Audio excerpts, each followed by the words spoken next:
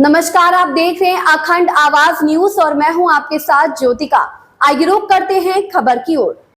संविधान दिवस के अवसर पर royal college of law Dasna Ghaziabad द्वारा आयोजित डासना गाजियाबाद साइबर क्राइम जागरूकता प्रोग्राम में आदरणीय एडीसीपी क्राइम श्री सच्चिदानंद जी द्वारा विशिष्ट अतिथि के तौर पर उपस्थित रहते हुए महाविद्यालय के समस्त प्रबंधन एवं छात्र छात्राओं को जागरूकता ही बचाव है के उद्देश्य के साथ देश में एक संक्रमण की तरह फैलते साइबर क्राइम पर जागरूकता व साइबर दोस्त जैसे जागरूकता चैनल से अवगत कराया गया। साथ ही साइबर थाना प्रभारी निरीक्षक श्री संतोष तिवारी जी द्वारा भी जागरूकता कार्यक्रम में भाग लेते हुए सभी को नए नए तरीकों से होने वाले साइबर फ्रॉड के बचाव से अवगत कराया गया, जिसमें खाकी के साथ ही डिजिटल वॉलंटियर्स टीम नंदग्राम और भारतीय रेड क्रॉस सोसाइटी ने महत्वपूर्ण भूमिका निभाई।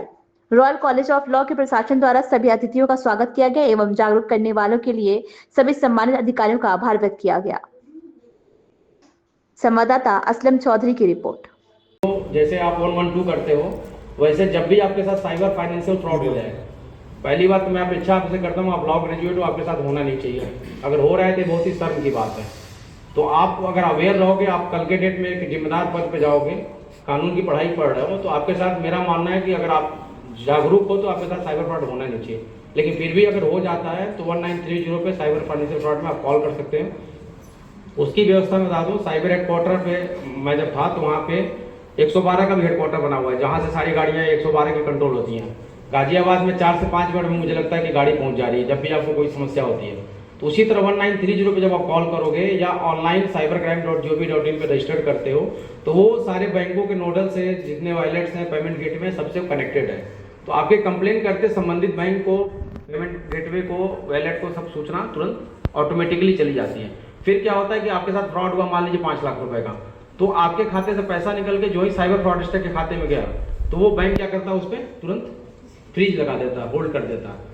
तो बाद में हम लोग बैंक से फिर जो है माननीय न्यायालय से आदेश करा के फिर पैसा हम लोग वापस करा देते हैं। तो अभी आज के डेट में गाजियाबाद के जो फिगर लगभग 20 करोड़ रुपए हम लोगों ने पिछले 8 महीने में माननीय न्यायालय से मतलब उसमें होल्ड करा के बैंक में माननीय न्यायालय से आदेश करा के वापस करा चुके हैं 100 करोड़ के फ्रॉड में।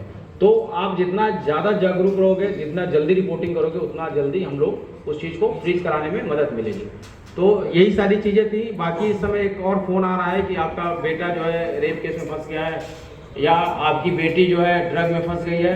इस तरह के कॉल जब भी आपके पास आते हैं फिर आपको पैनिक करते हैं। आपके जो सोशल मीडिया पे जो भी वीडियो, जैसा भी मैं बात कर रहा हूँ, तो मेरा सारा पोस्चर, बात करने का तरीका, मेरी वॉइस की फ्रिक्वेंसी, सारी चीज़ें AI का प्रयोग करके हूबहू सारी चीज़ें डुप्लीकेट की जा सकती हैं।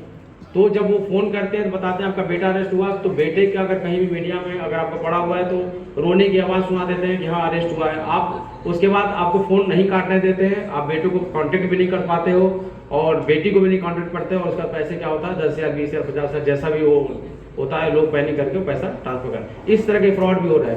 तो इस तरह के फ्रॉड में कभी भी देखिए, पुलिस अगर अरेस्ट करिए तो आप कोशिश करिए कि उस चीज़ को वेरीफाई करिए। फ़ोन नहीं कट करने देंगे, फ़ोन कट करिए। फ़ोन कट करने के लिए आपको कोई रोका थोड़ा है। इस तरह के जब भी आपको डाउट रहा तुरंत फ़ोन कट करिए, जिसको जरूरत है फिर मिलाएगा।